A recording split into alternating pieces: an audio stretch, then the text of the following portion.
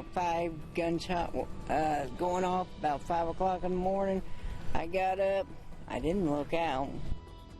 People in an Eastside neighborhood woke up to gunfire this morning. In fact, it would turn out to be the 107th homicide this year and the 7th in just over a week.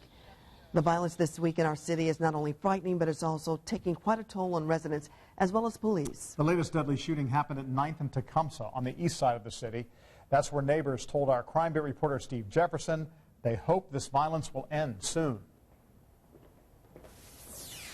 The early morning gunfire got the attention of several neighbors here at 9th and Tecumseh. With so much violence happening in our city, they're hoping the killer in this case is caught sooner than later. I just hope he gets caught. Because if he does it to him, he'll do it to somebody else.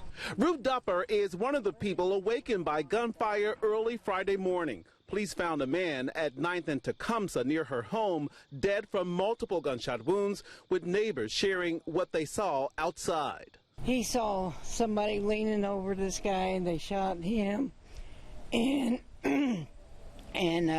he ran down 9th Street.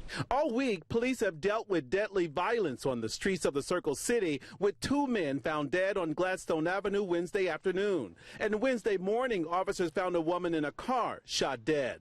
Police also arrested this 21-year-old in the shooting death of his roommate this week.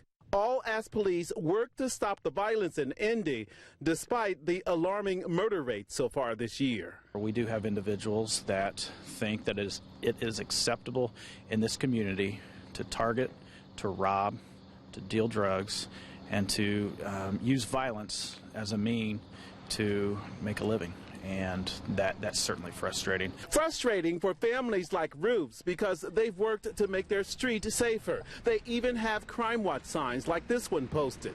But feeling safe is still a challenge because of the violence. It's part of the hood.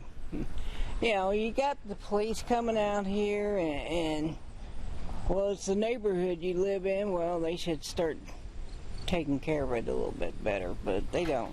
But the neighborhood is slowly changing, at least this street is. If you have information on this case or any of the other cases, you can call Crime Stoppers anonymously. Remember, you don't have to give your name, and you could earn a cash reward. The telephone number is 262-TIPS. On the Crime Beat, I'm Steve Jefferson. This day last year, there have been 103 homicides in the city, so if this violence keeps up, we're on a pace to meet or exceed the total number for the year. In 2015, there were 146 homicides, a few less in 2014 with 143 total, and 146 homicides in 2013.